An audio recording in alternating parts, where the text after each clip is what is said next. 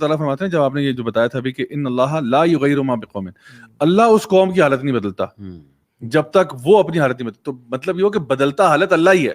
اللہ فرما رہا ہے میں اس وقت تک نہیں بدلتا، بدلنی میں نہیں ہے حالت، لیکن پہلے تم اپنے کرتوت ٹھیک کرو نا، پھر تمہاری حالت بدلتا ہوں میں، کیونکہ چینج اللہ ہی لے کے آئے گا. لیکن ہم نے کیا کرنا ہے؟ ہم نے ایفرٹ کرنا ہے. اور یہ جو ایفرٹ کا سب سے پہلی جو چیز ہے نا وہ استغفار ہے. اور آپ دیکھیں وہ امام احمد بن حنبل کا بڑا خوبصورت واقعہ ہے. ایک دن وہ صبح اٹھے، فجر کی نماز پڑھی، اور فجر کی نماز پڑھ کے نا ان کو ایسی فیلنگ آئی کہ میں نا اپنے گھوڑے پہ سوار ہوتا ہوں اور کہیں نکل جاتا ہوں. تو وہ گھوڑے پہ بیٹھے اور ایسی مطلب ہی نیور ڈیڈ دیٹ، یہ ان کی عادت ہی نہیں تھی کہ صبح اٹھ کے فجر کی نماز کے بعد گھوڑے پہ بیٹھ کے روانہ ہو جانا. نکل پڑے اور یہ بھی نہیں پتا کہاں جا رہے ہیں، بس رینڈملی وہ جس طرح کبھی کبھار موٹر سائیکل لے کے نکل جاتے ہیں نا، کبھی موڈ ہوتا ہے تو پتہ چلتا ہے 2 hours لیٹر گلی پہنچے ہوئے. تو وہ بس ان کو مطلب کوئی پلاننگ نہیں تھی، صبح اٹھے، فجر کی نماز پڑھی، ذکر اذکار کیا، گھوڑے پہ بیٹھے روانہ ہو گئے. ہو سکتا ہے وہ چانگلا گلی میں جو پراٹھے والا ہے نا وہ دعا کرتا ہو. ہاں مجھے ضیاء سے ملا دیا. آپ اسپوائلر الرٹ کر دیا یار. تو خیر اینی وے امام صاحب جو ہے گھوڑے پہ بیٹھتے ہیں، نکل جاتے ہیں. ایک گاؤں پہنچے، جا کے کافی مطلب سمجھیں کہ مڈ ڈے ہو گیا تقریباً. تو گاؤں پہنچے تو وہاں پہ جا کے دیکھا ایک مسجد سی بنی ہوئی ہے. تو آپ نے وہاں پہ نا پڑاؤ ڈالنے کے لیے کہا چلو میں تھوڑی دیر ریسٹ کر لیتا ہوں، تب تک زور کی نماز کا ٹائم ہو جائے گا. تو وہ جب وہاں اندر جانے کے لیے گئے تو آگے سے جو مسجد کا خادم ہوتا ہے وہ باہر آ کے اس نے جو ہے نا رولا ڈال دی. اس نے کہا کہ نہیں جی نہیں، ابھی تو ٹائم ہی نہیں ہے، ابھی آپ باہر ویٹ کریں گے. وہ تو امام صاحب نے اس کو بڑی ریکویسٹ کی کہ بھائی میں، اس نے پہچانا نہیں کہ یہ امام احمد بن حنبل اتنے بڑے امام ہیں. تو اس نے کہا جی نہیں جو ہے نا آپ بزرگ جی ایسے نہیں ہو سکتا، آپ ابھی باہر ویٹ کریں. تو ابھی یہ بات چیت چل رہی تھی تو ایک بندہ وہاں سے گزرا. اس نے کہا کیا ہو گیا یار، کیوں ان کو تنگ کر رہے ہو بابا جی کو؟ تو اس نے کہا جی دیکھیں یہ ابھی مسجد کھلی نہیں ہے، یہ پہلے سے اندر آنا چاہ رہے ہیں اور کہہ رہے ہیں میں نے پڑھا. انہوں نے کہا بابا جی آپ ان کو چھوڑیں، آپ میرے ساتھ آئیں.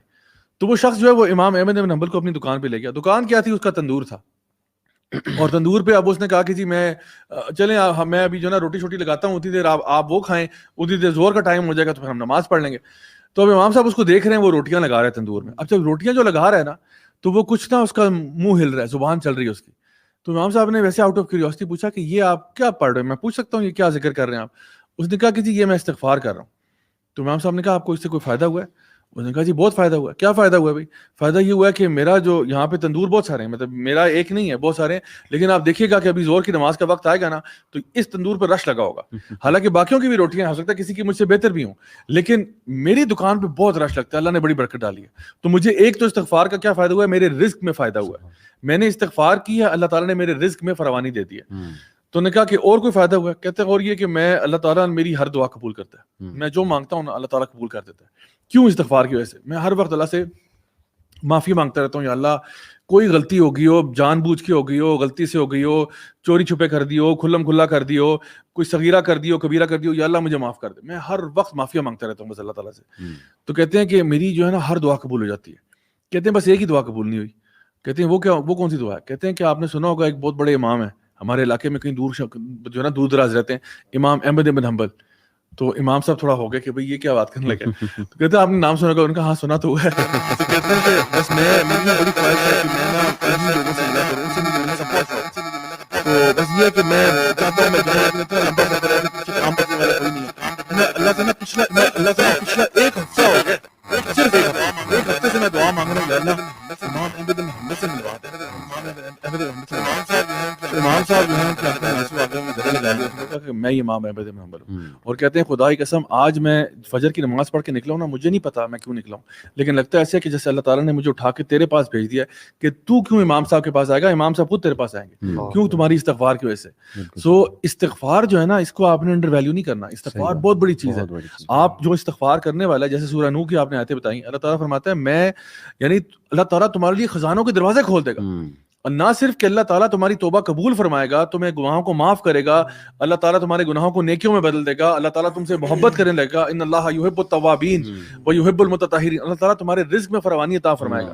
یہ جو ٹینشنیں تم لے رہے ہو نا بار بار کہ جی پیٹرول اتنے کا ہو گیا، فلاں اتنے کا ہو گیا، صرف انسان اپنی انفرادی طور پہ دیکھے. اور اللہ تعالیٰ فرماتے ہیں سورہ طلاق میں نا کہ یعنی وَمَن يَتَّقِ اللَّهَ يَجْعَل لَّهُ مَخْرَجًا وَيَرْزُقْهُ مِنْ حَيْثُ لَا يَحْتَسِبُ.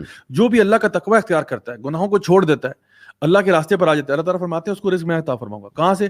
اس کو مصیبتوں سے بھی نکالوں گا جن میں وہ پھنسا ہوا ہے، اور رزق دوں گا وہاں سے جہاں سے اس نے سوچا بھی نہیں ہوگا. سو چلو ابھی کلیکٹیو کی آپ بات چھوڑو، پیٹرول ادھر ہی ہے جدھر ہے، لیٹ سپوز ٹھیک ہے، جہاں پہ بھی پہنچ گیا ادھر ہی پہنچا ہوا ہے، یا اس سے بھی اوپر جا رہا ہے. اگر آپ استغفار کرنے والے بن جائیں نا اور اللہ کے راستے پہ آ جائیں, اللہ تعالیٰ وعدہ کرتا ہے, یہ میرا وعدہ نہیں ہے 2 نمبر قسم کا فراڈ وعدہ, یہ اللہ کا وعدہ ہے قرآن مجید میں.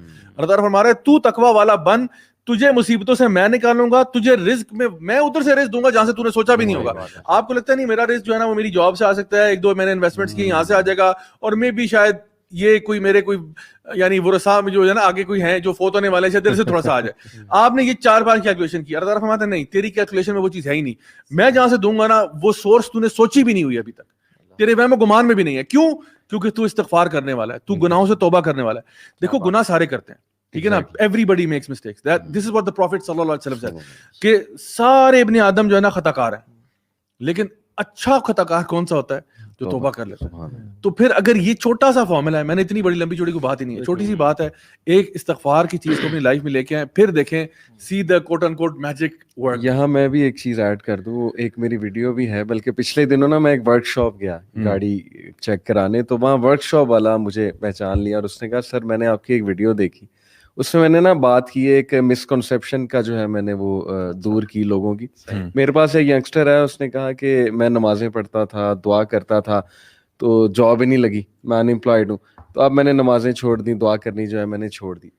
تو میں نے اسے کہا کہ دیکھو یہ جو کنسیپٹ ہے نا تمہارا کہ نمازیں اور دعا کر کے جاب لگ جائے گی, شاید لگ جائے شاید نہ لگے, تو اگر یہ کنسیپٹ ہے نمازوں کا اور دعا کا, تو اس کے مطابق تو غریب آدمی تو ایتھیسٹ ہونا چاہیے. اس بیچارے کے پاس تو 2 وقت کا کھانا نصیب نہیں ہے, جو فٹ پاتھ پہ سو رہا ہے, تو کیا مطلب وہ نمازیں ہی نہ پڑھے, وہ عبادت ہی نہ کرے اللہ کی. تو یہ ویڈیو الحمدللہ اس نے بھی دیکھی ہوئی تھی. اس نے کہا کہ میرا اتنا بڑا کنسیپٹ کلیئر ہوا کہ بھائی نو میٹر حالات کیا ہیں, جیسے یوتھ اکثر کہتی ہے نا جی کہ ہم کہاں سے نمازیں پڑھیں, 3 تو شفٹیں لگا رہے ہیں ہم, صحیح, مطلب مہنگائی اتنی ہے, صبح پھر دوپہر پھر رات, تو میرے پاس تو ٹائم ہی نہیں نمازیں پڑھنے کا. اس طرح بھی لوگ آئے ہمارے پاس کہ جی ہم تو تھک گئے ہیں, ہم تو سروائیو کر رہے ہیں. تو بھائی کیا مطلب ہے, اگر حالات خراب ہیں, آپ تھک گئے, آپ سروائیو کر گئے, تو سب سے پہلے آپ نے نماز کمپرومائز کرنی, سب سے پہلے آپ نے اللہ کو کمپرومائز کرنا ہے. یہ آپ کا پہلا ری ایکشن ہے مصیبت آنے پہ, جبکہ سورہ انبیاء میں اللہ تعالیٰ انبیاء کی تعریف کرتے ہیں اور کہتے ہیں کل من الصابرین, all of them were صابرین, یعنی ذوالکفل کا ذکر کیا, اسماعیل علیہ السلام کا ذکر کیا, سب کا.